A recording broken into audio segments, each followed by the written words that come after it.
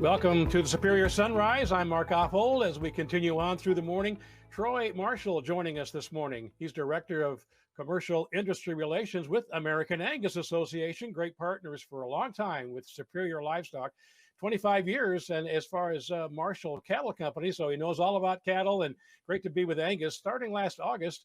Talk this morning, Troy, good to visit with you again, about Angus Link Genetic Merit Score. We hear a lot about that. But from a producer standpoint, I guess one question I would think you get a lot is, does that really convey the value? How does it convey the value of my feeders to a buyer? Great question. I just want to start to you by saying we sure appreciate our relationship with Superior Livestock and all you've done to create value for feeder cattle. And that's really, I think, with the genetic merit scores, we've always known in this industry that there's tremendous differences that exist based on the genetics of the calves. We just haven't had an objective, reliable, or consistent way of quantifying those differences. And that's what the GMS does. And I know revolution is a really strong word, but I think we are going through a revolution in the feeder calf marketing segment where we're, for the first time ever, being able to sell cattle based on their genetic merit. And I think it's really exciting and kind of a transformative time for us. What we do is just take the genetic information from the bull battery, their AI information, we calculate a herd EPD, and we come up with a $G or grid, feedlot, and beef value that we can provide to buyers to compare those calves. Yeah. So the producer, again, going back to the producer standpoint, tuning in today may wonder, well, Troy, do the scores really work? Yeah.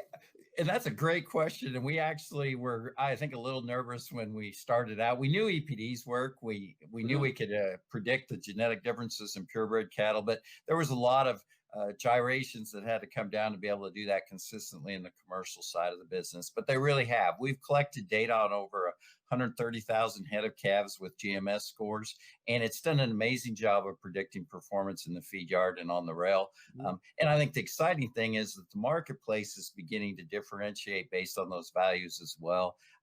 We just simply divided up the top half and bottom half, but when we did that, we saw significant premiums for those cattle that have received the better half of those scores. So the marketplace is starting to see that those values work as well. Yeah, really. I'm sure the producer picking up on that, but they may wonder also, Troy, what if all my cattle are not registered Angus bulls? If all my bulls are not registered Angus bulls, how does that again affect this my again potential for attracting buyers?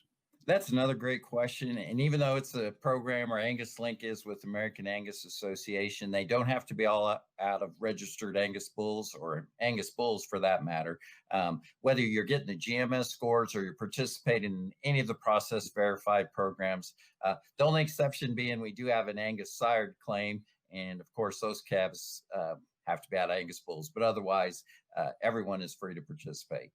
Hey, great to visit with you this morning. As we end, where can our viewers learn more about the Angus Link Genetic Merit Score and all about the Angus breed? Yeah, don't hesitate to give us a call at the American Angus Association or at angus.org and anguslink.org to get more information on Angus Link. Very good. And again, as you mentioned, a great partner for a long time with Superior Livestock and the American Angus Association. Great to have you with us this morning. Troy Marshall, Director of Commercial Industry Relations with the American Angus Association.